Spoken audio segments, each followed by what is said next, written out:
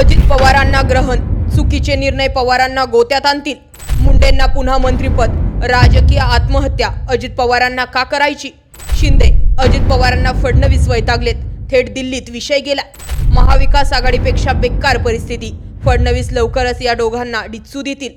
नेमकं घडलंय का? चर्चा ऐकायला मिळाल्यात की कृषी घोटाळ्यासंदर्भात सुरू असलेल्या एका केसमध्ये न्यायालयाने तत्कालीन कृषी मंत्री धनंजय मुंडे यांना क्लीन चिट दिली. याचा संदर्भ घेत उपमुख्यमंत्री अजित पवार यांनी धनंजय मुंडे यांचा बीड प्रकरणामध्ये दुरान्वये संबंध नसल्याचं समोर आल्यास त्यांना पुन्हा संधी देणार असल्याचं म्हटलंय. पण त्यांच्या या विधानानंतर विरोधक पुन्हा आक्रमक झालेत. अजित पवारांनी कृषी विभागासंदर्भात घोटाळ्यात धनंजय मुंडे यांचा कुठेही सहभाग नाही असं न्यायालयाच्या हवाल्यानं सांगितलंय. मात्र या प्रकरणात त्यांची बदनामी व्हायची ती झाली. त्याचा त्रास त्यांना आणि त्यांच्या परिवाराला झाला. त्यासोबतच आणखी एका प्रकरणात चौकशी सुरू असून सर्व सत्य समोर येईल आणि त्यामध्ये त्यांचा संबंध नसल्यास त्यांना पुन्हा संधी देऊ असे संकेत पवारांनी दिलेत. त्यांच्या या संकेतानंतर विरोधकांनी टीकेची झोड उठवली होती. एखाद्या प्रकरणात व्यक्तीवर जर आरोप करण्यात आले आणि चौकशीनंतर तो निर्दोष ठरला तर त्या व्यक्तीला संधी द्यायला हवी असं आपलं मत असल्याचं अजित पवारांनी म्हटलं. नाराजी व्यक्त करणाऱ्या विरोधकांना अजित पवारांनी उलटा सवाल केला. यावरून त्यांच्या मनात धनंजय मुंडेंबाबत नेमकं काय सुरू आहे याचा अंदाज येतो. धनंजय मुंडे हे अजित पवारांचे खंदे समर्थक आणि विश्वासू आमदार, त्याचबरोबर आक्रमक नेते म्हणून मुंडे यांची ओळख. त्यामुळेच मंत्रिमंडळात त्यांची पुन्हा वर्णी लागावी आणि मंत्रिपदही द्यावं यासाठी अजित पवार आग्रही आहेत. पण इकडे संतोष देशमुख प्रकरण, वाल्मिक कराड प्रकरण आणि आता महादेव मुंडे प्रकरण अद्यापही चर्चेत असल्यानं अजित पवारांना थेटपणे असा निर्णय घेणं राजकीयदृष्ट्या नुकसानकारक ठरू शकतो. दुसरीकडे अजित पवारांच्या म्हणण्यानुसार कृषी खात्यातील घोटाळ्या प्रकरणी धनंजय मुंडेंना क्लीन चिट मिळाली.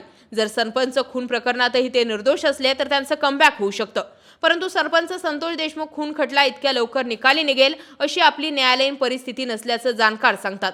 त्यामुळे अजित पवारांनी धनंजय मुंडेंना पुन्हा मंत्रिमंडळात घेण्यासाठी कितीही घाई केली तरीही ते शक्य नसल्याचं दिसतंय.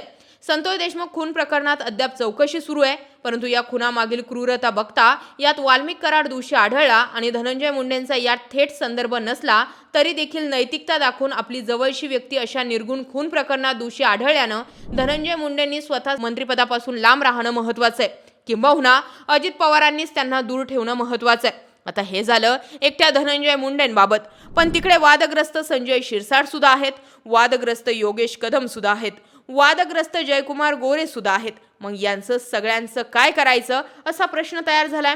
वारंवार आतापर्यंतच्या इतिहासामध्ये कधीही विधानभवनामध्ये आमदारांच्या कार्यकर्त्यांची मारामारी पाहायला मिळाली नाही. मात्र गोपीचंद पडळकर आणि जितेंद्र आव्हाड यांच्या निमित्तानं तो मुद्दा बघायला मिळाला. यावरून सुद्धा एकच कळतंय की सध्याच्या घडीला अख्खं सरकार गोत्यात आलंय आणि मुख्य कारण त्याला ठरतायत एकनाथ शिंदे आणि अजित पवार. आता ही गोष्ट वेगळी आहे की वरवरतीच फक्त यांचे घोटाळे बाहेर येत आहेत, भाजपाचे येत नाहीयेत. पण यात काय खरं काय खोटं हा दुसरा गोष्ट राहिली तरी जे दिसतंय त्यावर बोलायचं ठरलं तर सध्याच्या घडीला देवेंद्र फडणवीस यांना अजित पवार आणि एकनाथ शिंदे दोघंही नकोसे झालेत, त्यांचे मंत्री नकोसे झालेत आणि याच गोष्टीची चर्चा आता दिल्लीपर्यंत गेली आहे. तडकाफडकी देवेंद्र फडणवीस यांनी अमित शहांची भेट घेणं, भेटीचा मुद्दा मंत्रिपदाबाबतच वक्तव्य असणं किंवा मंत्रिबाबतच सुसूत्रता आणण्यासाठीच्या सुरू असलेल्या हालचाली असणं. आता या सगळ्या घडामोडींमध्ये नेमकं कुणाचा गेम होतोय आणि कसा गेम होतोय हे पाहण्यासारखं असणार आहे. या गोष्टीकडे तुम्ही कसं पाहता? व्यक्त व्हा. जय महाराष्ट्र.